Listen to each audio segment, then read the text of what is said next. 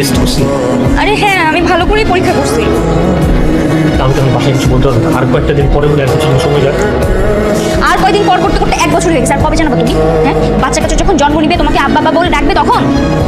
নিজে তো আমার আব্বা বলে রাখি। এখন আমি কেমনে কি বলবো বাসায়? দেখো, আমি এত কিছু জানি না, তোমার এখন জানাইতেই হবে। কিভাবে বলবো ঠিক সেভাবে দেখে দেখে শিখবা, তারপর জানাবা। হ্যালো মা, কেমন আছো? ভালো আছি, তুই কেমন আছিস? আলহামদুলিল্লাহ ভালো আছি। আচ্ছা মা শোনো, আমি না তোমাকে একটা খবর জানানোর জন্য ফোন দিয়েছি। তুমি যদি দাঁড়িয়ে থাকো তাহলে বিছানায় যেয়ে বসো, হ্যাঁ? কারণ আমি যে খবরটা তোমাকে জানাবো সেটা জানানোর পর যদি তোমার শরীর খারাপ করে তুমি বিছানায় শুয়ে পড়ো। খবরের সঙ্গে বসার কি সম্পর্ক বল, আমি শুনতেছি। যা বলছি তাই করো। আচ্ছা ঠিক আছে, বসলাম, বল।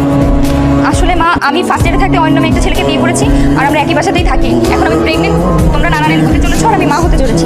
সুতরাং তোমাদের জামাইকে মেনে নেওয়ার মানসিক প্রস্তুতি গ্রহণ করে রাখো। আল্লাহ হাফেজ মা। রাইসা, রাইসা শোন।